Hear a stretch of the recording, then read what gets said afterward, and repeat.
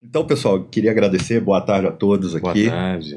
Nesse primeiro episódio de podcast da Dot a Dot, tá?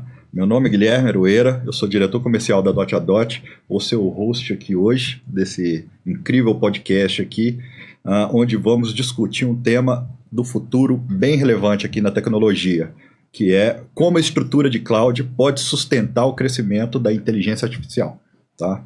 Nós estamos aqui com dois parceiros de renome no mercado, referências nesse assunto. O Raul César e o Matheus Magno, tá? E eu vou começar pelo Raul, porque eu não gostaria muito de introduzir vocês aqui, não, que pode ser que eu esqueça de contar algum ponto-chave da trajetória profissional de vocês. Então, nada melhor que vocês para falar sobre vocês mesmos. Então, eu queria começar pelo Raul. Raul, compartilha um pouquinho com a gente a sua trajetória profissional aqui. Não, primeiro, muito obrigado, cara, pelo convite, muito legal estar aqui. Matheus, um prazer te receber também, junto aqui com o time da Dot a Dot.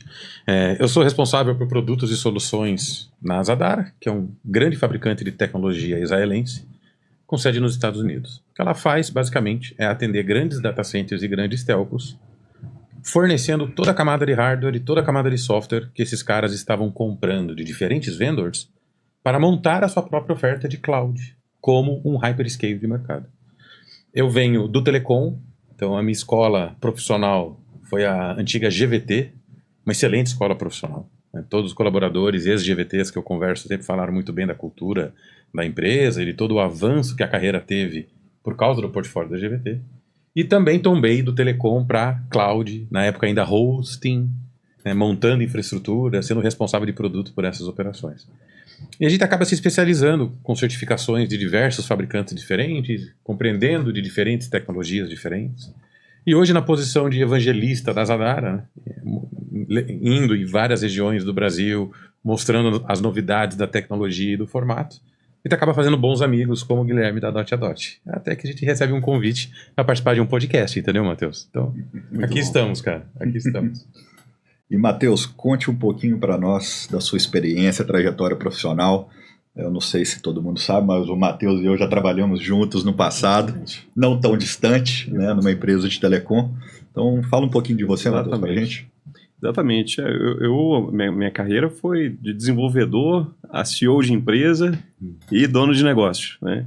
Então, mas sempre com uma perspectiva, muitos anos em telecom, onde a gente se conheceu também, né? Uhum. E depois fui C-level de empresas de tecnologia, principalmente muito pautado para a parte de onde cloud é um dos motores para sustentar as operações, principalmente ali para um mercado tão pujante, como nesse caso específico era o mercado de educação. E na minha empresa, muito pautado para diversos segmentos, onde desde o varejo, né, que também tem um volume de dados muito grande, e nesse momento onde você tem a inteligência artificial como um dos motores de eficiência operacional e também novas vindas de crescimento, a gente passando a ter essa coparticipação no desenho de ofertas, produtos, soluções, né? No caminho, algumas coisas aconteceram, né? Um dia depois ali no 2019, 2020, 21, 2022, né? Depois de anos de muito trabalho, final do ano, chegando muito cansado, um dia eu chego em casa, recebo uma revista da Local Web dizendo: você é um dos 50 nomes para se acompanhar sobre transformação digital no Brasil. Nada que eu imaginava era sobre isso, porque tudo que eu estava fazendo era trabalhando muito. Sim. Então, entendi desde sempre que aprender, executar e co-criar soluções faz toda a diferença no impacto no mercado, né? E boas surpresas acontecem. Então, isso aconteceu. Tive a oportunidade também de, nesse período, estudar bastante sobre estratégia de plataforma no MIT, por exemplo, né, para ter uma visão mais clara no mundo que cada vez mais a plataformização é algo que é parte da visão da estratégia de produtos digitais. Qual que é a melhor estratégia, globalmente falando, para se posicionar em relação a isso? Então, fui estudar em Berkeley, né, na verdade um curso de Berkeley, sobre transformação digital para entender que dados, inteligência e tecnologia são correlatos dentro de uma estrutura que precisa chegar em lugares cada vez mais distantes por meio de clouds inteligentes, por exemplo, né, que permitam que essa correlação aconteça o tempo todo. E baseado nisso tudo, atualmente tem estado muito focado em gerar soluções de alto impacto em grandes mercados que têm alto volume de dados para poder fazer diferença nesse tempo. É uma honra estar aqui com o Guilherme Aroeira, com você também, né? Alguém que eu admiro muito e também tive a oportunidade de estar próximo da Zadara numa perspectiva de construção de uma plataforma de educação para ajudar a escalar, né, os cursos internos ali, a Universidade Corporativa da Zadara, por meio de uma empresa também que eu liderei. E agora estou na expectativa grande da gente poder conversar e aprender muito com vocês aqui nessa tarde. O privilégio vai ser nosso. Não, o aprendizado também vai ser nosso. Com certeza. Eu ouvi o Matheus, ele falou uma palavra que me despertou aqui, motores, né? E eu vou trazer um pouco para a realidade nossa. Estou vendo aqui 3 segmentos que juntos entregam a plataforma ou a solução para o cliente, né? Então, a gente vê a Dot, onde a gente trabalha com cloud privada, cloud pública, em parceria com o Zadara e outros referência no mercado, mas 80% da nossa receita é conectividade, por exemplo, né? Entende-se que a conectividade e a entrega desse serviço é o meio. Então, trazendo para um carro, é a roda com chassi. Onde é que encaixa a cloud, Raul, nesse caso, e a IA? A cloud pode ser o motor do veículo? Sim, sem dúvida. Muitas empresas de telecom têm tombado as suas operações do modelo telecom para telcloud. Isso. E porque eles também têm percebido que a entrega de serviços de TI aumenta muito o ticket médio da oferta e blinda organicamente a camada de fibra. Porque, diferente até de uma hiperescalável, você ser uma operadora de telecomunicações, ter a sua própria malha de fibra ótica e ser capaz de acender dentro do data center interno do cliente todo o poder computacional e de armazenamento, muitas vezes, inclusive, num data center certificado, fica uma oferta imbatível para ambos os lados. Para o cliente, porque ele tem essa relação one-stop tech, ele não precisa de vários SLAs, vários 0800, Sim. vários WhatsApps de gerentes de contas diferentes. Ele tem apenas um ponto de contato, seja para suporte ou para negociação. E para a operadora é uma vantagem grande, porque além dela ter uma nova entrada de receita, que é a camada de TI e serviços de TI, que tem tickets médios maiores do que o produto de telecom naturalmente, ela acaba tendo um outro benefício, que é blindar a receita da fibra. Porque mesmo que haja uma abordagem de um concorrente só sobre a fibra, o cliente não troca, porque a fibra passa a fazer parte da arquitetura. E para o cliente sair de uma arquitetura de cloud como essa e ir para outra, muita coisa tem que estar dando errado. Porque o processo de migração, ele demanda muito tempo e muita atenção. Você acha que para plataformas de inteligência artificial segue essa mesma lógica de contratação, Matheus? Sim, porque a gente fala sobre os dados, né? Toda vez que você tem um alto volume de dados que de alguma maneira ele passa a compor o tipo de solução, no caso por AI, onde você passa a ter do outro lado uma adoção, que é o usuário aderindo àquela solução. Se isso de alguma maneira fica cada vez mais difícil, naturalmente você passa a ter lock-in. Né? Então, quando você fala, por exemplo, de estruturas de AI, são 3 coisas. Né? Qual que é a estratégia de AI para as empresas que mais cresceram no mundo? Né? Você vê aí as top techs do mundo que estão se posicionando nesse cenário, eles têm soluções de cloud, eles têm solução de inteligência de dados e eles têm soluções e aplicações, plugins com AI. Isso permite você ter essa simplificação por parte do usuário, do cliente, o que faz com que você comece a ficar ali. E aí tem uma parte para trás, que inclusive é interessante, mas é muito mais na parte de estratégia. Num mundo como o de hoje, né, a gente teve um momento que era um momento que todo mundo tinha um site lá atrás, aí depois tinham apps, depois as pessoas tiveram a transformação digital, que foram diversos projetos digitais, depois as pessoas tiveram ali os ecossistemas, que é o que está acontecendo, ecossistemas digitais e de negócios, ou seja, é você poder simplificar para o cliente a sua camada de fornecedores, a sua camada de interação com o cliente, conseguir trazer isso de maneira mais simples, como o caso do Mercado Livre para o Brasil, né?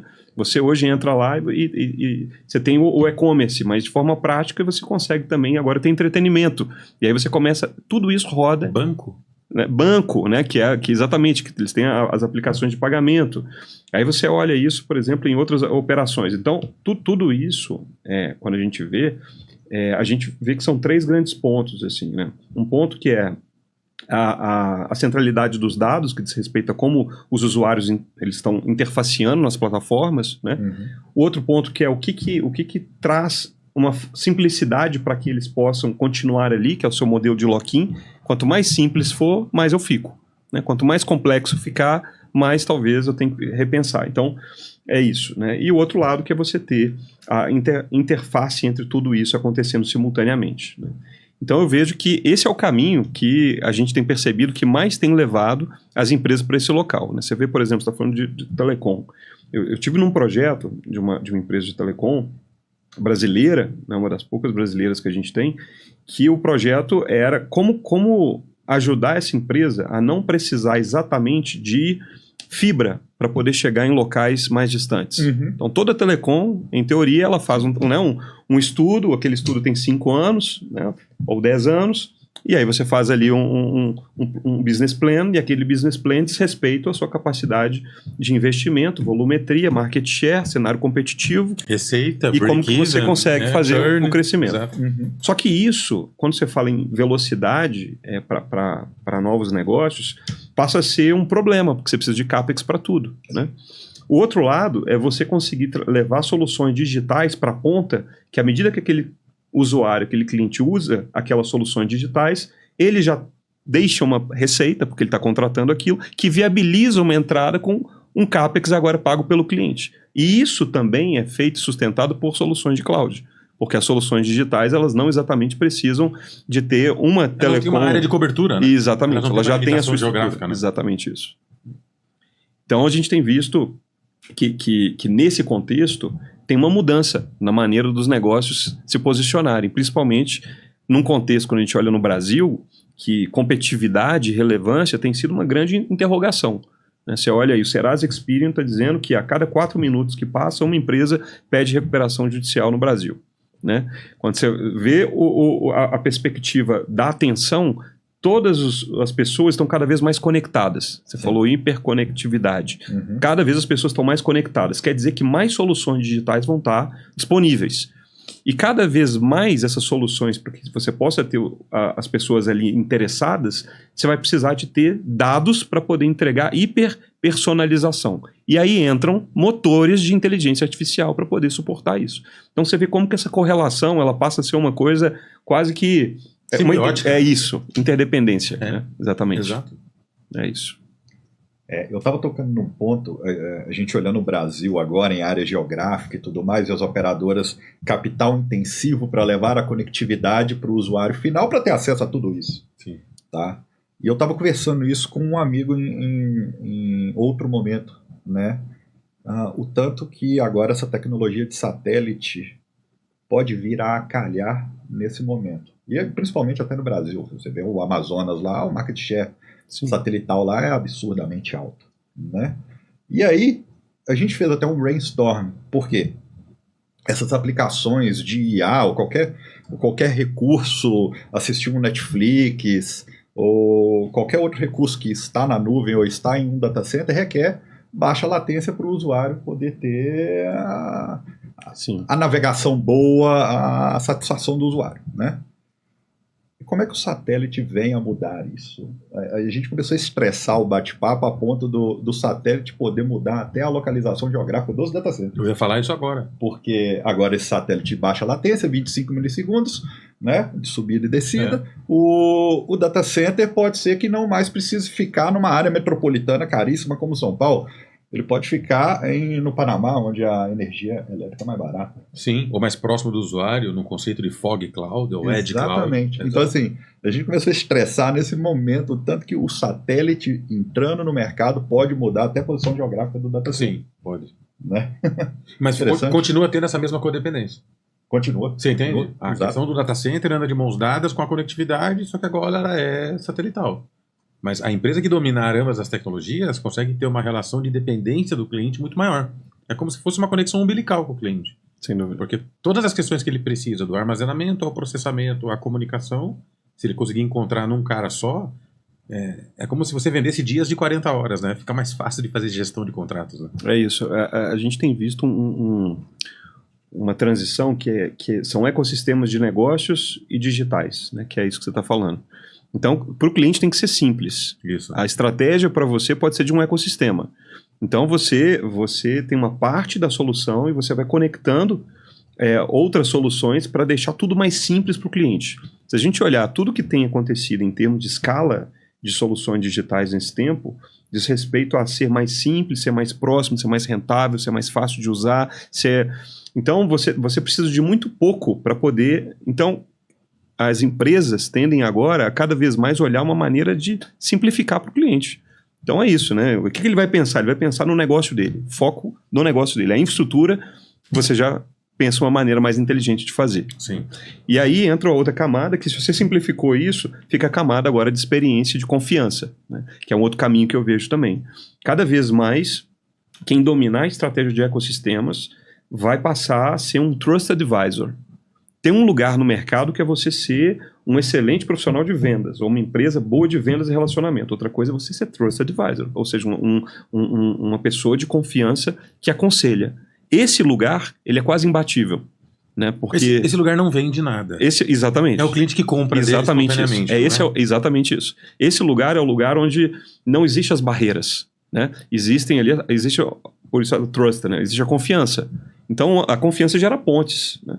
Então, isso é muito interessante quando a gente pensa em estratégias, como você estava comentando, vocês estão comentando, né? Você tem a conectividade, você tem as diversas formas da conectividade, você tem a estrutura de armazenamento e distribuição, você tem o que é princípio para o cliente, porque a pior coisa que tem, quando você fala sobre uma solução digital, é você começar a usar e cair. A estabilidade baixa. Ou a disponibilidade baixa, né? Isso é muito ruim, né? Então, até em cenários de AI, ontem a gente construiu um estúdio de AI para poder trabalhar vários casos de uso, né? O que é isso? Você tem uma ideia de como resolver um problema e você tem um estúdio, um local onde aquela ideia pode ser validada. Uma sandbox. Né? Caixa de areia. Exatamente isso, um sandbox, que é um estúdio. Então, você vai colocando aquele estúdio, você vai saindo com os outputs daquilo. A pior coisa é você ter feito tecnicamente o trabalho e, na hora do cliente testar, cai. A experiência. Então, você coloca em xeque todo o ponto. Então, estava perguntando você estava perguntando um pouco da... Confesso que isso acontece pouco com o Zadara. Nossa SLA é quase... Isso, e eu vejo que esse é o grande ponto de oportunidade que se tem quando você fala sobre experiência do usuário. Né? Sim. Porque se você tem uma camada de inteligência ou de soluções de alto poder de impacto, mas que não gera um impacto, porque você não está numa cloud que seja alinhada com a menor disponibilidade, a menor, né, a maior, né, a menor indisponibilidade e a maior disponibilidade, você acaba tendo ali um risco. Né? Então, é isso aí. São estratégias que a gente tem visto que tem mudado ponteiros para as empresas. Né? Eu creio que é um pouco disso que a Zadara está fazendo com a Dot a Dot, né? Ela vai simplificando a jornada para o cliente. Sim. Porque o cliente ele não precisa ficar preocupando muito sobre que tipo de cloud. Até pelo contrário, você consegue entrar via conectividade e até ajudá-lo, talvez, em eficiência operacional na sua estrutura. Exato. Você falou um ponto interessante, que tipo de cloud. Eu tenho uma camiseta que eu uso de final de semana que diz assim, ó, não existe cloud, é só o computador de alguém. E não é verdade. Né? Se você olha para o NIST, que é o Instituto de Padronização Tecnológica dos Estados Unidos, fundado em 1902, ele deixa muito claro o que ele considera como cloud. Então, são 5 pilares. As principais são autosserviço sob demanda, ou seja, o cliente ter a habilidade de, por conta própria, provisionar recursos computacionais imediatamente.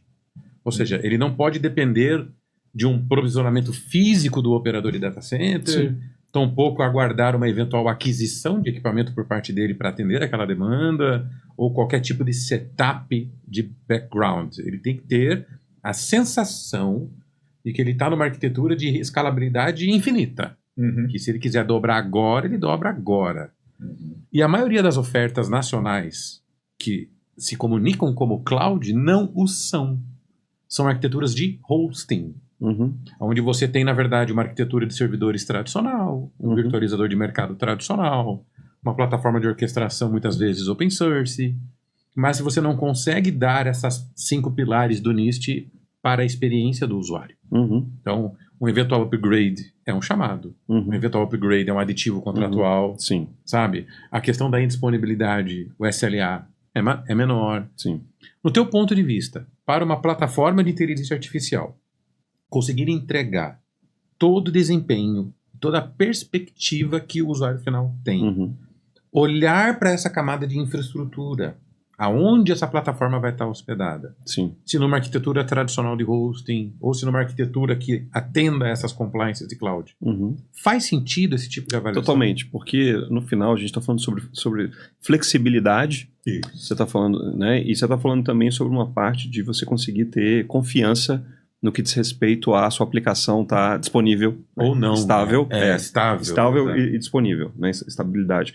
Então, faz todo sentido e, na verdade, esse é um ponto que eu vejo que empresas, por exemplo, médias para pequenas, têm uma oportunidade de olhar mais. Né? As empresas grandes, elas acabam tendo uma necessidade e até uma capacidade de terem profissionais que já vivenciaram mais realidades que se preocupam mais com isso. Mas a média pequena, às vezes, olha muito acesso custo. a conteúdos que os instruíram a respeito. Às vezes a média pequena seletiva só olha custo. E quando ela só olha custo, o time to market é importante, que é o que você falou. Né?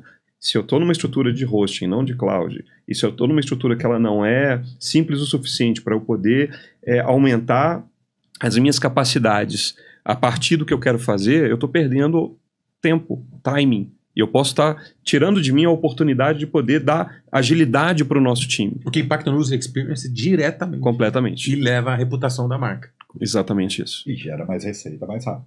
Sim, se você tiver a velocidade que ele está dizendo que é necessária. Exato. Agora, se aconteceu o que ele está comentando que é o oposto, você ter travas técnicas operacionais para que a tua aplicação de inteligência artificial se desenvolva em plenitude, você vai estar, na verdade, perdendo tempo e, por consequência, a receita e afetando o user experience. Sem dúvida, isso é sem dúvida. Né? Tem uma oportunidade nisso que é exatamente, eu creio que até esse podcast lhe endereça isso, que é a parte de educacional. É deixar claro que nós estamos num tempo onde, isso é muito interessante, não são mais as grandes empresas contra as pequenas empresas. Antes, no passado, você tinha as grandes empresas, e elas tinham nome, elas tinham distribuição, elas tinham marca, elas tinham gente boa, então elas tinham uma capacidade de dominar mercados. Hoje em dia não é isso mais, hoje em dia é agilidade. Você pode ser grande, você pode ter capacidade, pode ter gente boa, mas se você for lento, você vai perder para um pequeno. Se você não conseguir ser mais próximo do cliente, você vai perder para um menor que é mais próximo do cliente. Então a agilidade passa a ser um básico bem feito na camada de negócios. E como os negócios cada vez mais têm sido digitais, ou têm caminhado para isso, cada vez mais esse raciocínio passa a ser necessário. Né? Ou seja, que tipo de parceiro que consegue me dar simplicidade para que eu possa ter condições de poder não me preocupar com isso. Ou seja, o outro ponto é sobre inovação. Se eu quero que meus times sejam cada vez mais inovadores nas maneiras de construir soluções, eu tenho que dar soluções para eles que também sejam inovadoras, a ponto de simplificar a realidade do dia a dia deles.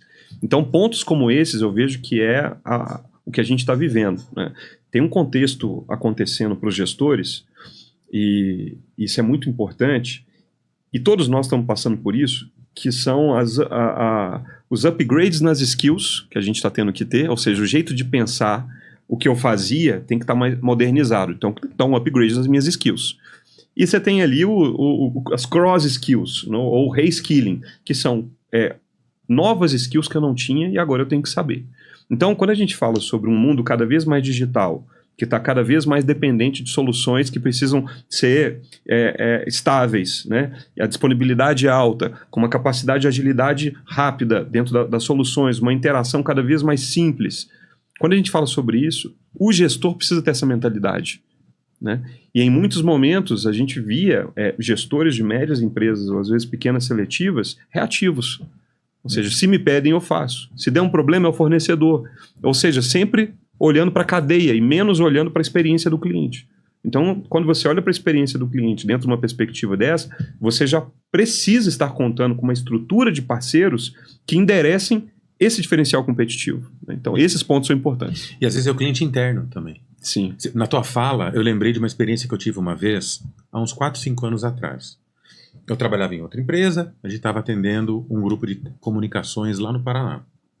E o gerente de TI, à época, ele estava com a agenda dele muito atribulada, passando por um processo sério de transformação digital. E ele começou de maneira corporativa. Então, digitalizando a plataforma de e-mails em nuvem, com uma plataforma de colaboração social e compartilhamento online de documentos, ferramentas assim, que antes eram coisas monolíticas, tradicionais, bem trancadas no potencial de comunicação. E quando eu perguntei o que incentivava ele a confrontar a cultura da empresa, de certa forma meio que exigindo que ela aceitasse essas mudanças, a resposta dele foi incrível. Ele falou: Raul, eu estou fazendo gestão para colaboradores que ainda nem entraram na empresa. São os colaboradores que vão se formar ainda daqui a 2, 3, 4 anos. Uhum. E que quando entrarem nessa organização, vão encontrar plataformas que serão capazes de potencializar toda a entrega que eles têm para dar. Essa nova entrega. Esses colaboradores digitais que querem se comunicar numa plataforma de colaboração, que não querem fazer uma conexão de VPN no notebook e acessar um cliente-servidor para conseguir fazer o seu trabalho. Ele quer poder participar de uma reunião segura da companhia enquanto está fazendo uma viagem de Uber ou algo desse jeito. E essa nova soft skill ela é difícil de criar, Matheus. Sim. Você desenvolver essas habilidades, principalmente num corpo diretor.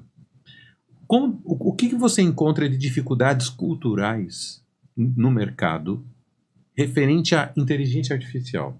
Você encontra dificuldades culturais no sentido de não sei o que isso pode realmente fazer. Para mim parece mais maquiagem do que resultado. Ou você encontra dificuldades a nível de insegurança? Puxa vida. Todas essas. Todas essas? Todas essas estão presentes. Né? Insegurança sobre não precisar de mim, né? Pouco conhecimento sobre aonde utilizar primeiro, uma preocupação forte sobre perder controle, porque quando você adiciona tecnologia nova, em alguma maneira você tem uma curva de aprendizado. Então, antes você sabia como gerir, o que esperar e etc. Tanto que, por exemplo, contratar soluções de software é diferente de contratar inteligência artificial. Uhum. O software é bem definido, tem um escopo, tem um princípio. A inteligência artificial você tem caso de uso. Então, são realidades diferentes. O que se espera de um output de uma AI é diferente do que se espera de um output de uma solução de software, no desenvolvimento de uma plataforma, de uma e-mail solução, em nuvem, por exemplo. Né? Os entregáveis são muito claros. Exatamente isso. Exatamente isso. Né? E ela depende de uma qualidade de dados muito boa, Exatamente muito sólida isso. para poder performar bem. Exatamente isso. E as empresas, é preocupação das empresas porque tem muitos dados obscuros lá dentro que elas nem sabem o que é. Exatamente. Ou não sabem se a qualidade daquele dado é boa o suficiente para a AI poder fazer a entrega para o usuário. Exatamente. Aí você tocou num grande ponto. Né? Quanto melhor os dados, melhor você tem aplicações para casos de usos mais relevantes, vamos dizer assim. Né? Mas o que eu percebi nesse tempo? As grandes empresas passaram a fazer alguma coisa, então por isso trouxe um ambiente de muitas POCs para poder testar alguma coisa. Né? Entretanto, sempre que vem uma tecnologia nova, você tem um legado também. Então você vai ter que tomar alguma decisão sobre o quão você consegue observar o output do que você está testando e como é que você faz o rollout disso para... Isso diz respeito a um tipo de visão sistêmica de um gestor de tecnologia. Nem todos têm essa visão sistêmica tão apurada, ou talvez um time que tenha, e tem isso. Então, o maior desafio, quando a gente fala sobre tecnologias emergentes, é a transformação cultural, né? Que passa por isso. Dados, até então, era algo que não estava no core de algumas empresas médias, por exemplo. As grandes estavam dentro do CRM em alguns momentos, né? E até numa realidade aí, 2019 para cá, uma aceleração muito forte sobre construção de data lakes, né, sobre construção de pipeline de desenvolvimento, para que então você possa ter soluções digitais cada vez mais robustas. Mas quem teve a oportunidade de viver isso? Quem estava mais próximo das grandes empresas, que receberam também consultorias de empresas que fizeram isso antes. Agora, no Brasil, você pega ali os remanescentes, as médias e as pequenas, em muitos momentos ainda uma visão um pouco distorcida do que de fato é, até onde pode ir e como gerar valor. Mas aí também tem a oportunidade, né? Porque você pensa assim, no Brasil, quando você pensa ali que mais de 70% dos recursos de venture capital estão destinados a empresas de AI, e são mais de 5.000 empresas de inteligência artificial no Brasil, quer dizer que você tem a oportunidade de aprender muito com fornecedores o tempo todo, novos. Né? E isso também gera uma aceleração no conhecimento da transformação cultural daqueles mais curiosos. Né? E a gente sabe que tem isso, tem uma fase. Você tem aquela lei da difusão da inovação, que fala lá que você tem em torno de 15% ou 16%, que são os early adopters e os inovadores. Me enquadro nesse. Não é isso? Às vezes bato uma cabeça, cara. É isso aí. Puxa. Ou seja, é aquela pessoa que começou a falar o tema, ela já quer ver mais, ela quer testar, ela quer ver, ela baixa um aplicativo, ela quer ter ela dá os prompts de comando, ela começa a trazer aquilo, então é isso aí. Mas a maior parte são os retardatários ou conservadores. Exato. Então, é natural, né, que a gente tenha aí um desafio de transformação cultural primeiro. E aí é que eu vejo que tem uma grande oportunidade para as estruturas, principalmente como a Zadara, em conjunto com a DotAdot, que olham o cliente de uma perspectiva de simplificar a vida dele. Uhum. Porque quando você tem um parceiro que já pensa dessa maneira, você começa a ajudar nessa transformação cultural. Porque ninguém faz nada com medo, incerteza e dúvida. Exatamente. Você precisa de alguém para ajudar a tirar esse medo, incerteza e dúvida. E quem está mais próximo de você para ajudar? Aquele parceiro que você mais confia. Então tem uma oportunidade também interessante, se de um lado é um desafio, do outro lado é uma oportunidade. Agora eu acho que é a corrida de quem for mais inteligente nesse cenário, para conseguir ganhar mercado e avançar mais. Agora é a hora que não está valendo tanto mais as marcas mais conhecidas e as grandes empresas, mas a capacidade de, como a gente falou, da unificação de skills e inteligências por meio de um ecossistema pautado em simplificar para o cliente, para o usuário. Isso vai ajudar a transformação cultural. Isso vai ajudar novas receitas para o cliente. Isso vai ajudar a eficiência operacional para ele também, diminuir custos, rever a sua estrutura. Isso vai ajudar o mercado a amadurecer. E aí você está participando de uma nova transformação, uma nova onda, você está ajudando, de fato, aquelas empresas se manterem competitivas e relevantes. Né? Para esse executivo de TI que está nesse momento de querer entender as possibilidades que a IA pode trazer para o negócio. Sim. Às vezes eu converso com alguns executivos e um deles falou uma frase para mim que é assim, cara, eu não consegui ainda desenvolver nenhum projeto de inteligência artificial, porque na minha perspectiva, IA faz só tudo. Ou seja, tudo que eu queira fazer é possível. E eu não consigo ter um roteiro, um caminho para iniciantes como eu. Que por mais que eu seja um executivo de TI de carreira, por mais que eu tenha um background de gestão, por mais que eu conheça diversas plataformas e fabricantes, eu não tenho nada nem ninguém que consiga me dar um beabá de entender as possibilidades de AI, ter acesso a uma biblioteca de estudos e casos, etc. Qual que é a tua recomendação para esse profissional? O que ele pode buscar e aonde ele pode buscar? Começar a entender as aplicabilidades, os players, as possibilidades que a inteligência artificial pode trazer para esse executivo de média e pequena empresa. Muito e bom. Como você mesmo disse, o de grande empresa, ele já é inundado, né, por conteúdos relevantes a respeito. Mas o de média e o pequeno, não. Ele fica meio que sentado no banquinho, no playground, vendo os outros brincar. Sim. Ele queria brincar também, só que ele não sabe a regra do jogo. Sim. Qual que é a tua recomendação para esse profissional? Uma recomendação prática, que eu creio que vai ajudar muito a ele, por exemplo, existem algumas empresas que estão buscando disponibilizar isso para o mercado até com fomento financeiro. Né? Então você tem um lado de livros, naturalmente, tem um livro que chama Superinteligência, que ele inclusive o prefácio dele é do Bill Gates, um livro de capa branca. Muito bom, porque ele dá uma perspectiva clara do que está acontecendo, para onde vai e as capacidades. Então mostra essa jornada. Lembrar que a inteligência artificial no passado ficava na mão dos engenheiros. Sim. A grande transformação foi isso ir para a mão da população. Então, quando foi para a mão da população, quando vai para a população, você tem um conjunto de criatividades possíveis, novos plugins, negócios acontecendo. Então, uma parte, em termos de literatura, esse livro ele é bem simples, eu recomendaria ele. Existem empresas que estão disponibilizando tanto sandbox como capital para poder fazer alguns casos de uso. Né? E já dando, inclusive, ali as jornadas para essas pessoas poderem aprender. Né? Então, creio que a Zadara talvez vá para um caminho desse, de oferecer a eles um caminho assim, né? Porque faz todo sentido quem tá aprendendo sobre AI, aprender por meio de um provedor de cloud, porque ele passa a ter uma capacidade de escala, e aí aquilo que ele escalar por meio das suas soluções, ele já passa a ser seu cliente, né? Então, existem aí empresas que estão indo nesse caminho, acho que não convém trazer alguns nomes aqui agora, mas eu creio que a Zadara vai ser um player que ele pode procurar depois. Mas, de forma prática, assim, também, existem hoje algumas reflexões, né? Por exemplo, se você pega ali uma área de suporte, toda área de suporte tem um wiki, ou uma biblioteca, ou um processo, alguma coisa, já existe, que é como você atua no nível 1, no nível 2, em algumas empresas pode chegar no nível 3 ou não, a depender da complexidade, né? Então, olhar uma área de suporte.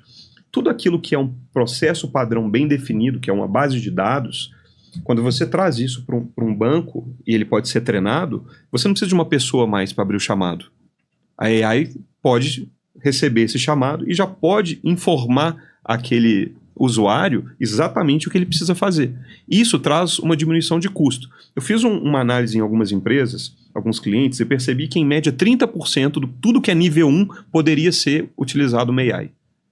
Porque 30% do tempo utilizado para o nível 1 é para responder perguntas que um dia o cliente já recebeu de alguém. Seja na área de venda, seja na área de relacionamento com o cliente, CS, seja está no site, seja está num book, mas é mais fácil para ele entrar por um canal. Esse canal custa para aquela empresa. Então, 30%, se sua área de suporte é uma área muito acessada, você sabe que se você utilizar, pegar aquela base de informação, treinar ela e abrir um canal de prompt de comando, você já vai conseguir fazer. A mesma coisa pode ser para processos internos. Então, você olha ali o gerente interno, né? Onboarding, por exemplo, processo de onboarding, pessoas entrando na empresa. Parte do processo de onboarding, ele pode ser 100% digital porque é sobre institucional. Organograma, quem está em cada área, o que cada área faz, quais são os indicadores de cada área. Tudo é informação que a mudança daquela informação não é tão comum. Então você treina e você começa a entregar. Essa hora disponibilizada daquelas pessoas vai ser reduzida, vai estar em outro local. Pronto, você já está utilizando inteligência artificial. Coisas mais práticas ainda. Férias, marcação de férias.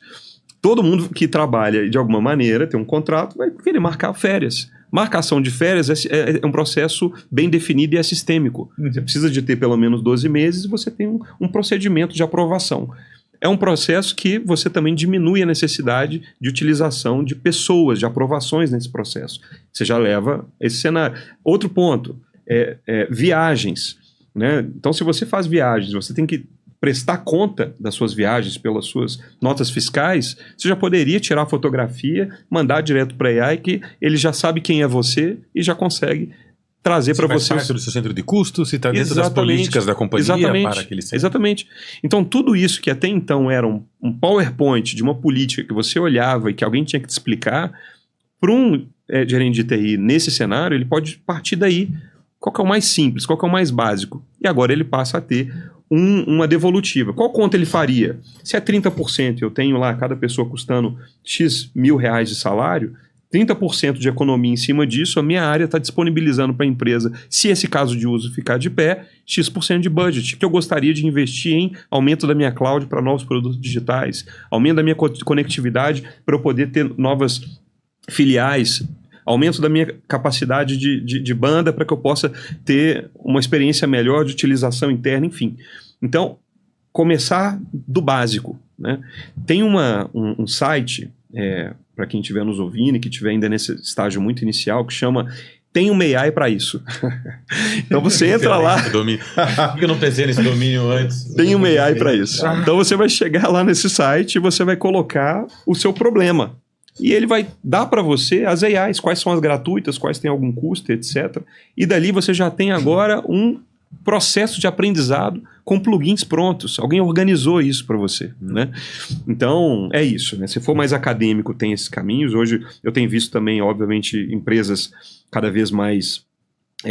a academia se mexendo para entregar, né, essas skills, essas capacidades para o mercado, até porque está entrando agora essas posições que são os Chief AI's Offices, né? AI Office. Né? Que são o C-level de AI daquela empresa, então vai precisar acontecer um grau de capacitação em cima disso, né?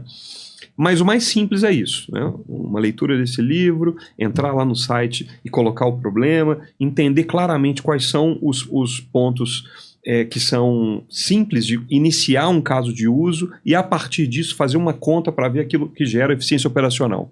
Com recurso interno premiado, você naturalmente vai ter capacidade de influenciar mais internamente para você poder ter mais investimentos, e aí você passa a olhar de maneira cada vez mais robusta para o tema. Você falando disso, me veio uma frase que dizia que a TI é só um centro de custo. Ou seja, é um departamento da empresa que suga recursos para que a empresa funcione. E você fazendo essas explicações de como começar, né, pontos básicos, operacionais, de qualquer organização, Sim. me deixa muito claro e evidente que você criar um projeto de inteligência artificial estruturado, desde que você conte com o que o Guilherme falou, que é uma base de dados de qualidade, permite que a TI seja protagonista numa função que ela não estava muito acostumada. Exatamente. Que é de trazer receita para a companhia também. Sim. Impactando, inclusive, a experiência do cliente final. Sim. Né? Teve uma vez que eu estava conversando com um executivo, um CTO de uma rede de restaurantes grande que tem aqui no Brasil, que faz um excelente hambúrguer. A gente estava falando disso, de transformação digital. E ele começou a me dar, Matheus, exemplos um atrás do outro do que eles estavam fazendo a respeito. Sim. Migração dos servidores deles todos para cloud, adoção de RPA, adoção de AI, e como isso significava um incremento no EBITDA final da companhia. Ele falou uma frase que eu achei incrível. Ele falou assim: Raul, a gente conseguiu convencer o nosso executivo de que a nossa empresa é uma empresa de TI, só que vende hambúrguer. É isso. É isso aí. Você acha que é esse o caminho, Matheus? É isso. Esse é o caminho. Esse é o caminho. Cada vez mais. Porque você pensa da perspectiva dos usuários. Todos os usuários e clientes querem algo conveniente. Todo mundo quer algo com menos atrito. Todo mundo quer uma experiência melhor. E quando você pensa em relação a crescimento de negócios, se você quiser crescer mais seus negócios, você pode contratar mais pessoas, mas você vai crescer 2, 3 vezes. Né? Você faz ali uma jornada de eficiência e tal. Mas se você quiser crescer exponencialmente, você vai ter que colocar ou processo novo ou tecnologia nova. E num contexto como esse, como todas as empresas querem ser exponenciais, ou é processo novo ou é tecnologia nova. Então as empresas passam a ser empresas de tecnologia para escalar os seus negócios de maneira exponencial. E à medida que essas barreiras, inclusive agora culturais e de línguas, elas caírem, você vai ter tecnologia em vários países. Você vai poder, ou seja, você tem uma capacidade de entrar em mais mercados de uma maneira que antes era muito mais difícil, muito mais custosa, a informação chega mais rápido. Muito também, mais rápido. Né? Então tem uma mudança, inclusive assim, a minha leitura é que o profissional de vendas, no modelo que ele é hoje, ele vai ser dispensável. Não precisa. Por quê? Porque o conhecimento das soluções vão estar tão disponíveis para o cliente que ele vai saber, com um prompt ele já vai saber, com uma busca ele já vai saber mais que você, ele vai conseguir ter uma capacidade de informação muito grande, né? Por isso a gente está falando das upskillings e reskillings, porque do contrário, o profissional de TI passa a ser o profissional da transformação e também que direciona o negócio.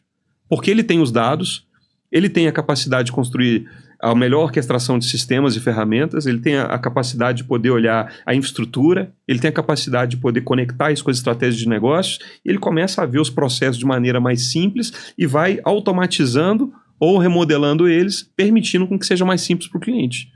Com base nisso, o que fica para o profissional de vendas?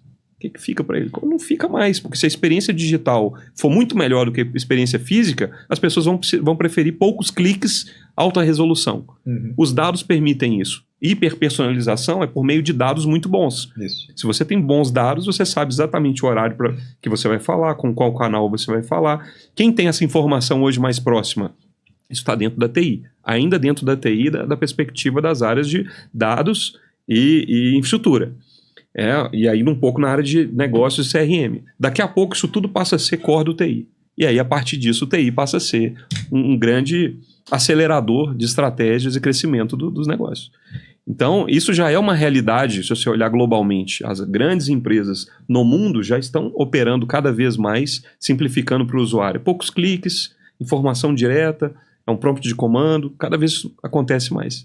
Então, eu vejo que para o Brasil, aí trazendo para o nosso cenário, que nós estamos mais atrasados em alguns pontos nessa questão, é uma grande oportunidade para quem se posicionar assim e conseguir ter essa clareza que a gente está falando aqui, né? Tanto para o gestor de TI, que ele passa a ser raro, né? Como, naturalmente, para as empresas que estão aderindo a essa mentalidade, porque elas também passam a ser mais procuradas. Perfeito. O gestor de TI começa a andar de mão dada com o CEO agora. Toda decisão estratégica da empresa tem que ser envolvido o cara de TI. Essas empresas começam a movimentar, criar até chat GPT interno. Para poder, para os profissionais fazerem as consultas, tudo que eles precisam fazer para tocar o dia a dia. De uma forma mais rápida, mais eficiente e com qualidade da informação. Isso que você está falando é tão relevante. Existe uma tese que diz respeito ao seguinte: com o avanço, porque nós estamos na era aqui da inteligência artificial generativa. Você tem a superinteligência, que é uma máquina treinando a outra, né? Ou seja, você tem uma capacidade expandida de inteligência, ou seja, você tem dados tão bons e um volume tão grande, etc., que você começa agora a ter a própria máquina tomando decisões, né? Hoje a gente ainda entra lá e dá o prompt, hoje você ainda faz a curadoria, então você tem ainda, imagina um cenário desse. E aí, qual que é a tese? É a tese dos multi-agentes. Então você imagina que você tem um agente, que você treinou ele, com toda a biblioteca que você acredita que tem valor, para ele ser o seu diretor de produto. Aí você tem lá um outro agente, que é o seu diretor financeiro. Aí você tem os agentes, aí você passa a ter um CEO, que passa a ter os agentes, que ele dá o prompt de comando e as próprias máquinas, elas conversam entre elas. Não estou falando uma coisa futurista, distante, impossível. Se a gente olhar a projeção, tem a ver com o que você falou, volume de dados, dados bons, e principalmente o volume de treinamento. Por isso que está tão democrático, né? Se você olhar a corrida, né? A corrida de quem está operando ali as empresas de AI, né? É a busca pela atenção de todo mundo está treinando, para todo mundo tá deixando ali, né? Então, a partir disso, qual que é a ideia, né? A ideia é que daqui a pouco, você vai construir a sua empresa com vários agentes. Você não são mais nem com pessoas, né? Você nem vai precisar mais daquela pessoa com aquela inteligência. Então, o diretor de TI, ele já tem que estar com essa cabeça, né? Construir software do jeito que era no passado, as empresas não estão topando mais. Contratar hora, ou 2 anos de desenvolvimento, e pagar turnover. Number, exatamente. Já caiu em desuso. Exatamente. Então, partindo desse princípio, quando você pensa num contexto dos agentes, o que já está acontecendo? Já tem agentes sendo... Você tem o dev back, que ele é treinado para ser back, você tem o dev front, que é treinado, você tem o QA, você tem o UX, e você dá um comando. Construa uma plataforma do tipo tal, que entrega coisa tal, e etc. E entre eles já começam a construir as linhas de código, e depois você tem o output em minutos, o que antes demorava ano ou meses, né? Então isso já é uma realidade, que é o que você está falando. Cada vez que isso ficar mais próximo e vier pelo diretor de tecnologia, mais ele está próximo do CEO. Né? Do CEO, exatamente. Para endossar a tua fala, você falou do MIT, e tem uma revista deles que é bimestral, sim, né, que eu gosto muito, inclusive. No ano passado, uma das edições tinha uma matéria que mostrava a postura de algumas escolas na Europa, eu não me recordo agora, infelizmente, em qual país, mas eu lembro que era na Europa, aonde linguagem de programação passava a fazer parte da grade curricular dos anos primários. Sim. 1º, 2º, 3º, 4º, 5º ano. Conceitos, evidente, ninguém está ensinando crianças a programar em C++. Sim. Mas conceitos básicos de lógica, de linguagem de programação, porque eles querem exatamente isso, que o profissional que siga por uma carreira de contador, ou de advogado, ou de engenheiro, ou de qualquer coisa que o seja sendo capaz de usufruir de plataformas de inteligência artificial e tecnologia como as que você está falando. É isso aí. Então, de fato, é isso aí. Não é Star Trek, não. Não é. Está muito próximo e está às nossas portas, inclusive. É exatamente isso. Por exemplo, um ponto que eu vi, não sei se vocês se lembram, Shazam era um aplicativo que você, quando queria saber qual era a banda ou qual era a música, você ligava ele, você lembra disso? Super-herói. Jurava. Tava trazendo todo o meu background aqui de Super Heroes agora. Não, esse aplicativo, não sei se vocês se lembram, mas era isso, né? E aí, o que se tem em termos de aplicações que já está acontecendo hoje? Você viu aí o Covid, né, que teve, então muitas pessoas não podiam sair de casa e tosse era um dos sintomas comuns. Só que você tem a tosse sintomática, a tosse assintomática, né? E você tem tosse que não tem nada a ver com Covid, né? Sim. Então, o que já está sendo desenvolvido de maneira cada vez mais simples?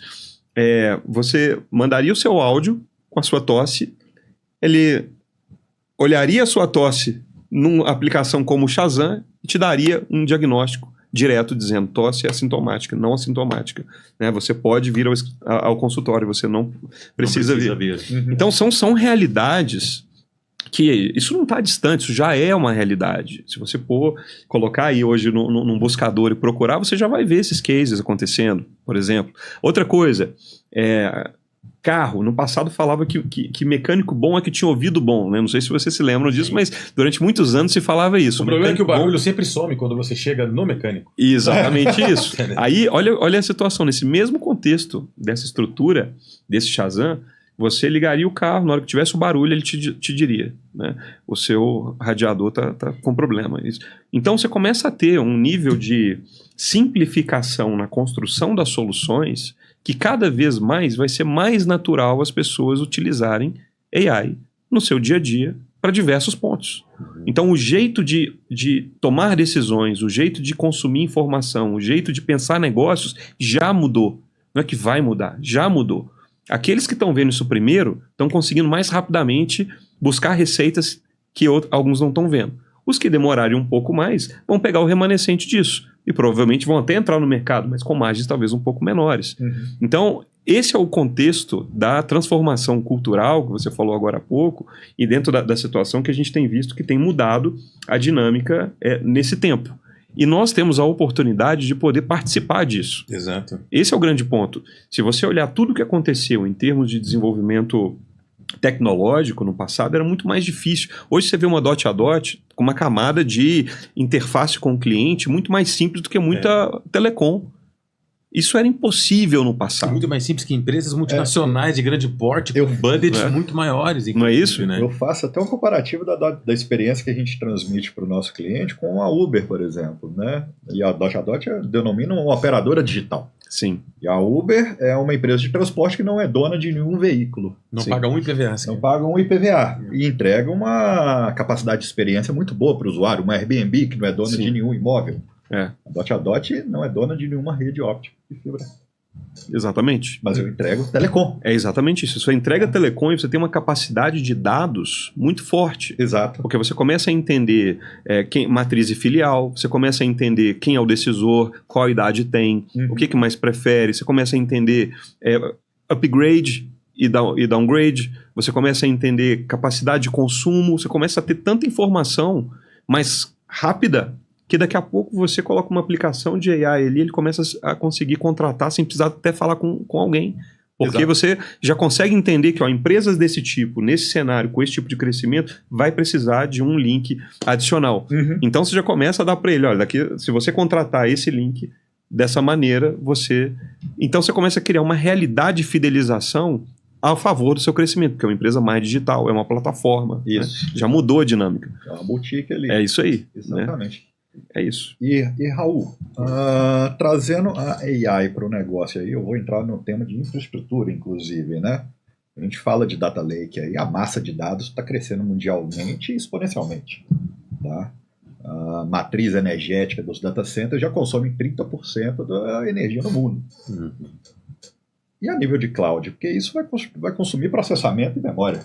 Sim. À medida que essas máquinas vão rodando, o consumo vai aumentando, processamento e memória, além da massa de dados de storage. E eu vejo esse movimento dessas empresas como a AWS, Google e Azure já tentando fazer aquisições dessas empresas de chipset, de processamento. A nuvem está preparada para receber isso nos próximos anos? A palavra da vez na nuvem para inteligência artificial se chama GPU. Ou seja, você ser capaz de fazer processamentos de alta densidade, num baixíssimo tempo de resposta, usufruindo de placa gráfica, que tem na sua arquitetura uma capacidade de processamento muito maior que o tradicional processador x86. É a mesma placa gráfica que é utilizado para ambientes de Big Data, com Data Lake, Data Mining, também estão sendo ancoradas em cima de plataformas de inteligência artificial. O problema é que para você comprar uma arquitetura dessa e montar a sua própria infraestrutura, demanda uma camada de investimento altíssima, numa cadeia logística da qual você não está familiarizado, no nível de suporte e necessidade de certificação que as empresas, até de grande porte brasileiras, nunca tiveram contato com esse tipo de periférico. E a nuvem, ela permite que você tenha acesso a esse tipo de periférico de maneira imediata, com cobrança por horas de utilização. Então, permite, inclusive, o que você comentou no início, que é o sandbox, a experimentação. Eu acho que o ponto de atenção é aonde você vai hospedar o seu dado. Porque você ter uma plataforma de inteligência artificial efetiva, produtiva, que tem acesso pleno a toda a memória da sua organização, mas você não determinar de maneira precisa qual é o data center confiável para tal, pode ser um erro na construção da estratégia. É isso mesmo, Matheus? É isso mesmo. Tem a ver com soberania dos dados e é uma temática. É exatamente isso aí mesmo. É exatamente isso. E esse é o ponto que eu creio que eu estou falando aqui de oportunidade de ajudar os diretores de TI e os C-Levels. Né?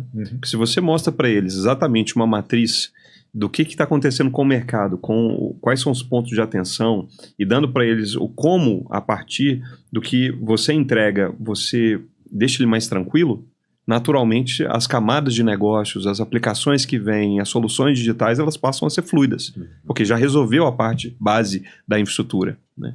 Essa é a oportunidade que eu vejo para poder repensar a sua construção do que vai levar, né, a empresa para um novo patamar. E ainda nessa temática de soberania, de segurança dos dados, você entende que o mercado público também deveria olhar para plataformas de inteligência artificial com o mesmo afinco, se não até mais, do que o mercado privado? Sem dúvida, sem dúvida. Por exemplo, tem um case que eu estava estudando, que é para poder diminuir a utilização do SUS. Se você pensar, saúde é algo base, assim como educação, né? E o governo ele tem a manutenção do SUS, né? Ele também tem várias escolas, né? Que ele mantém e tal. E qual era o caso de uso? Era uma localidade no interior aqui de São Paulo, de 15 mil habitantes, onde o cenário era de cardiologia e os retornos estavam acontecendo em até 15 minutos. Com esse retorno em 15 minutos, o nível de internação diminuiu em até 80%, o que fez com que diminuísse os custos do SUS naquela localidade. Exato. Então você vê, né, se você passa a ter uma estrutura de dados, né, e principalmente pensando isso a nível Brasil, para poder ajudar o SUS a ser mais eficiente, o quanto que você vai gerar de oportunidade de pessoas que realmente precisam de fato utilizar, né? Está disponível para elas. A mesma coisa você pensa na perspectiva de educação, por exemplo, né? Como é que você pode ajudar? Porque quando você fala da inteligência artificial, você consegue, por exemplo, com uma câmera, você consegue saber se o aluno ele está prestando atenção ou não está prestando atenção. Ou só está de corpo presente. Exatamente, né? Se ele está olhando e tal. E aí você começa a poder entregar conteúdos, assim como provas, assim como informações mais personalizadas para aquele tipo de aluno, ajudando ele a aprender baseado na sua capacidade de aprendizado. Para gerar engajamento, você diz? Para que você possa ter, na verdade, aproveitamento melhor. Porque o ponto é o seguinte, como é que funciona? Você tem uma sala de aula hoje, você tem um professor, você tem um material, você tem as horas que ele passa ali dentro. Se você tem um aluno que tem um pouco mais de dificuldade de entendimento em um dado momento da matéria, provavelmente na prova ele não vai bem. E você não sabe como professor. E a escola também não sabe como escola. Então, aí você pode criar monitoria, só que ainda é reativo. Alguém tem que entender que não prestou atenção para estar na monitoria para então recuperar aquele conteúdo. Com AI você conseguiria fazer isso de maneira simples. Saiu da aula, você já tem ali o seu rating. Olha, nos seus 50 minutos de aula, no minuto 5 até o 17, você não prestou atenção no conteúdo, segue aqui o conteúdo para que você possa ter. E aí você faz uma avaliação de reação digital, para saber se a pessoa aprendeu ou não aprendeu no mesmo dia. Isso é incrível, se você pensar da perspectiva do aluno, que cada pessoa pode ter dormido mal, pode ter uma situação de família, pode ter uma situação diversa, emocional, você não sabe, né?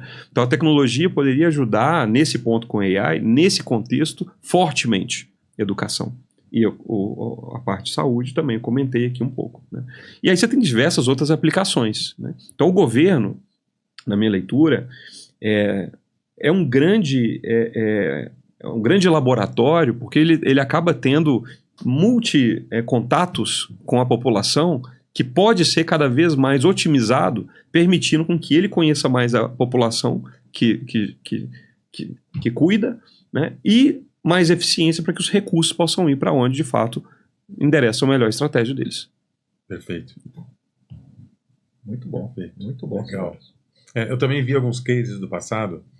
Tem um muito interessante que foi apresentada a mancha criminal dos últimos 30 anos por uma plataforma de inteligência artificial, que agora embarcada dentro da viatura policial, consegue dizer para o agente informações como: olha, Matheus, daqui a 20 minutos, se você puder estacionar sua viatura na esquina da Franca com a Augusta, existe 85% de chance de ter um assalto nos próximos 30 minutos naquela loja de conveniência. Então, é uma estratégia de prevenção do crime. Você, por uma questão de estatísticas, de ações repetitivas, comportamento humano, você consegue prever. Sim. É quase um Minority Report, lembra o filme? Eu ia falar isso. Isso parece ser muito para frente, e na verdade não o é. Sim. Você acha que nós estamos para a inteligência artificial hoje o que nós estávamos para a telefonia celular nos anos 2000? Interessante essa pergunta, né? Se a gente pensar da perspectiva do potencial, é isso, né? Porque existe ali uma necessidade das pessoas terem acesso. Porque o celular nos anos 2000 era só um telefone sem fio. É isso que eu estou dizendo, as pessoas têm que ter acesso, né? Elas têm que ter acesso. E naquele tempo você tinha um custo para ter o acesso. Perfeito. Então você tinha que ter uma capacidade de acesso, você tem que ter uma capacidade também cultural para poder entender que aquilo te daria outros benefícios, né? Então, nesse contexto, sim. Mas eu vejo um cenário diferente nesse comparativo, porque hoje é gratuito. Hoje você consegue começar a construir soluções por AI sem custos. Hoje você tem um conjunto de empresas que, inclusive, dão fomento para outras empresas para você começar a construir alguma coisa. E no passado, você não ganhava um celular assim. Você tinha que renovar um plano, tinha que ser um pós-pago, de um tipo X de recorrência. Pagava por minuto a conversa. Por minuto. Então, o público aqui que está nos assistindo talvez não saiba isso. Exatamente. Que revela um pouco a nossa idade também, né? Exatamente. Infelizmente. Mas para você conversar com alguém, você pagava por minuto a ligação, além do preço do próprio aparelho, que era altíssimo. Exatamente. Então, hoje, você tem uma capacidade de diminuir esse tempo e essa curva por causa de tudo o que está disponível para que as pessoas possam, de fato, criar algo novo e aprender com isso, né? Então, exemplos, por exemplo, interessantes, assim, como é que a nossa vida tende a ficar mais fácil baseado, né, nisso. E como, por exemplo, você vê ali supermercados, né, que estão com diversos tipos de produtos ali na gôndola. Qual é o ponto? Quando você vai no supermercado, você espera comprar algo específico. Pode ser que você compre até mais do que você queria. Mas se você chegar na gôndola e não tiver... Se eu for sozinho ou for com a minha esposa, isso muda completamente. Mas aí, qual é um grande ponto? A gente começou a fazer um caso de uso pegando a câmera de segurança e olhando para as gôndolas, porque a câmera já está lá, ela é segurança. Eu começo a olhar as gôndolas. Eu começo a fazer uma contagem de consumo. À medida que o consumo aumenta num determinado momento, eu já gero um alarme dizendo, olha, precisa repor para não quebrar, para que ninguém que vá naquele ponto de venda possa ter uma quebra na compra do seu produto, para todos. Isso interessa para a comunidade, para o cidadão comum, para o dono do supermercado, para a marca que está ali. Para a marca interessa muito. Não é isso? Posição de gôndola. É isso aí. Câmara térmica, onde tem os corredores que tem mais acesso, para quê? Para trazer aquele produto para frente. A densidade densidade de gôndola. Quantas pessoas passam por este corredor e, por consequência, o fato da tua marca estar aqui vai influenciar numa venda indireta com maior ou menos possibilidades. É isso. Então hoje você tem mais capacidade de poder fazer esses casos de uso serem mais naturais no dia a dia. Então desde crianças, como você falou, que vão vir aí cada vez mais aptas a utilizar o digital, né, aprendendo linguagem de programação, ao que parece, nem vai ser necessário aprender linguagem de programação. Eles vão ter que aprender engenharia de prompt. Exato. Eles vão ter que aprender qual o prompt que eles vão dar para criar que tipo de aplicativo, que tipo de aplicação, que tipo de coisa. Né? E aí vem uma realidade, uma revolução. Porque com mentalidades novas na adoção de tecnologia, muda-se a maneira de poder disponibilizar soluções para o mercado, que muda o jeito da gente poder consumir as coisas. Então, eu vejo que tem boas notícias por aí, dentro dessa perspectiva. É claro que isso tem que estar dentro de uma estrutura ética, porque a gente está falando de dados, né? Nós estamos falando de regulamentação, nós estamos falando de algo que é extremamente sensível, né? E que o Brasil ainda não avançou tanto em regulamentação, quando a gente fala, por exemplo, sobre a tratativa de inteligência artificial e as diversas aplicações. Você acha que a LGPD já foi um avanço?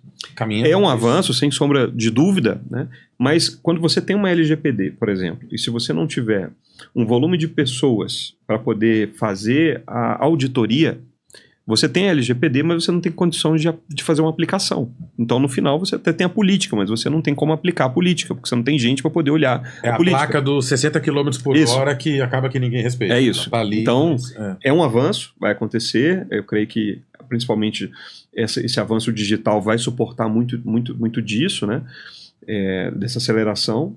Por outro lado, eu vejo esse caminho também que a gente falou aqui, que é um caminho cada vez mais digital na vida das pessoas. Cada vez vai ser mais simples utilizar o digital. E as pessoas vão tentar ter os seus submundos no que diz respeito já que é do jeito que eu quero, do jeito que eu gosto, etc., então eu passo mais tempo diante da tela. E essa tela vão ser as soluções. E essas soluções, por ser muitos dados, motores delas vão ser inteligência artificial, que é o que já acontece hoje. Né? Instagram já é assim, TikTok muito assim, quando você vê em redes sociais, né? Por exemplo. E assim isso vai cada vez ser mais comum dentro das organizações. Né?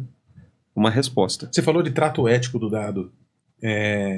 Você acha que a ausência da regulamentação de plataforma de inteligência artificial podem levar a situações de perigo e risco? Não, eu não acho, eu tenho certeza absoluta. Por exemplo, hoje você não tem uma dificuldade de pegar a voz de uma pessoa, como nesse podcast, e nenhuma das nossas imagens, e começar a gerar um prompt fazendo você confessar uma coisa que você nunca fez. Um crime que nunca cometeu. Por exemplo. Ou autorizar uma transação financeira. Por exemplo, isso aconteceu. Né? Há um tempo atrás teve uma reportagem que um CEO fake entrou no Zoom com o CFO e pediu numa call live. Isso, e pediu uma transação, uma mudança. Ele fez a mudança milionária e trouxe um dano para a empresa porque era fake. Né? Então, isso já é uma realidade hoje. Já é uma realidade. Né? Tá se moldando vídeos através de foto. Isso, foto, exatamente. Eu estava num evento, falando num evento na hora de sair, e tinha ali, sair para estarmos juntos aqui, e para você ver a velocidade disso. Na hora que eu estava saindo, uma empresa pegou uma foto minha, já colocou ali no stand dela e começou a trazer faces que eu não fiz, palavras que eu não falei, etc., para demonstrar a capacidade do produto para o e-commerce. Porque eles queriam dizer o seguinte: no mundo de influenciadores digitais que você não tem acesso, se você puder ter deles a autorização da foto, ele passa a ser o seu vendedor no seu e-commerce. Pensa isso. Você pegar. Então, assim, se não regulamentar isso, você passa a ter pessoas que nunca falaram nada, acusadas de coisas que nunca fizeram. E aí você passa a ter um problema, né? Um grande problema acontecendo. Isso já é, infelizmente, uma realidade. Isso já está acontecendo hoje. Não seria incomum se algum de nós aqui sofresse alguma calúnia por algo que nunca fez. Porque alguém mal intencionado pegou uma voz, uma imagem, etc. e colocou. Né? Você pega ali o Synesthesia, por exemplo, que é um aplicativo, você consegue fazer gratuitamente ali os seus primeiros avatares. Sim. E depois você paga ali, né, barato para que você possa poder continuar fazendo aquilo. Alguns usam isso para poder simplificar a sua estratégia de marketing, para que você possa ter mais alcance, para você poder fazer vídeos cada vez mais rápido e tudo, com comunicações mais assertivas. Esse seria um bom uso. Mas tem gente que vai usar isso, infelizmente, para o mal. Eu estava conversando ontem até nas eleições, porque depois que eu recebi um vídeo através de uma foto de amigos, eu falei, pronto, e as eleições? Como é que vai ficar? Já manipula a voz e agora está manipulando um vídeo através de uma foto? Sim. É preocupante. Sim. Se quem está assistindo, o espectador, não tiver senso crítico daquilo, Sim. é altamente manipulável. E puxa o outro lado, que é o lado da cibersegurança. Exato. Né? Porque as empresas de cibersegurança, para as grandes empresas, elas têm espaço para falar. Mas para as empresas médias e pequenas, cibersegurança é um negócio que o budget é sempre cortado. Né? Para cibersegurança é sempre algo que você não tem ali uma predisposição para fazer. Né? Então, é isso. A baixa regulamentação acaba trazendo, e naturalmente essa transformação cultural que precisa ser feita, acaba trazendo oportunidades, que são muitas, mas ameaças também, que são muitas, que para o diretor de tecnologia, o gerente de tecnologia, passa a ser ali uma nova agenda, que ele precisa se organizar. Né?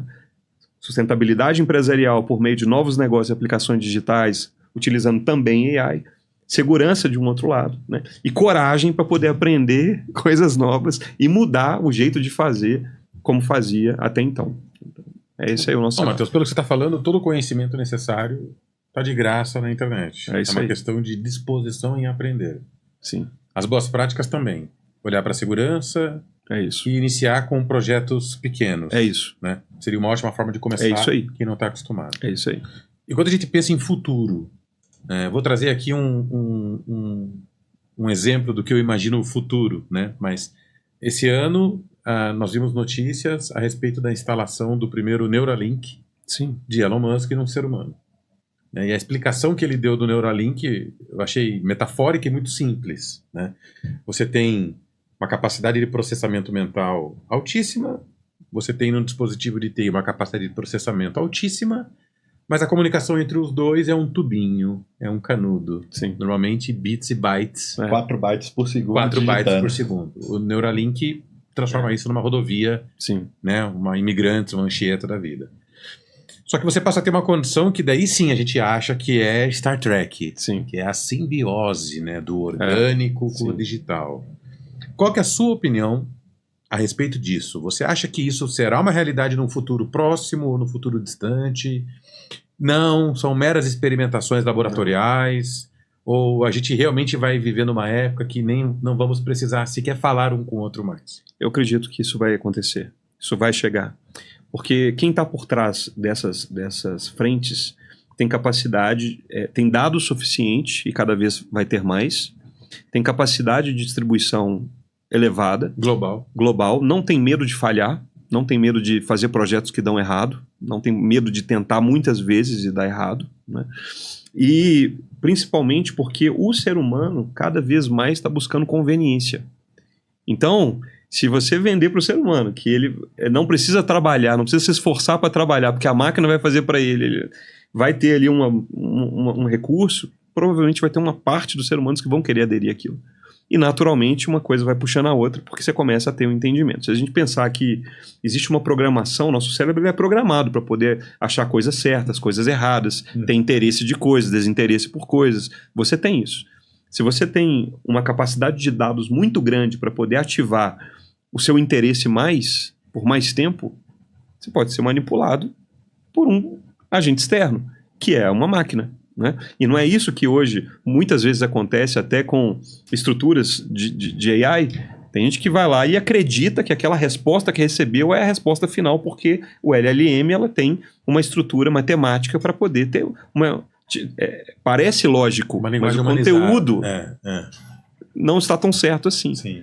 Então, num contexto como esse, se você não tiver apego, né, às fontes reais, a uma estrutura real, você... Né, no sentido nós, né, no sentido de humanidade, tendemos a ir para esse lugar de maior conforto que no final, infelizmente, ou felizmente, a depender da ótica, passa a ser controlado por máquinas a maior parte do tempo. Bom. Muito bom. Você achou que Matrix estava muito distante, Guilherme? Você tem preguiça de digitar no celular, você não vai ter mais. Agora é comunicação só. Senhores, muito boa a conversa. Muito enriquecedora. acho que a gente vai ficar por aqui, né? Porque Não, se deixar, a gente tem conteúdo aqui pra não, até tem amanhã de manhã. conteúdo aqui, e Matheus tem agenda aqui, Raul tem agenda, então eu queria agradecer a todos vocês aí, Matheus, participação, muito bom te revê-lo, né? E Raul, como sempre, Foi um maravilhoso. prazer estar contigo. Obrigado aos ouvintes e até a próxima. Valeu. Obrigado. Bom, obrigado também. Foi uma honra estar com vocês. Muito sucesso, que a experiência do cliente seja sempre premiada a partir de dados muito bons, né? E que a construção desse ecossistema que vocês estão fazendo dê muitos frutos, muito crescimento aí, que eu creio que todos os ouvintes vão ser amplamente impactados por isso. Com Obrigado certeza. e muito sucesso. Com Obrigado. certeza. Obrigado a por todos. participar. Obrigado, Matheus, Guilherme. Até uma Obrigado, próxima. gente. Até a próxima.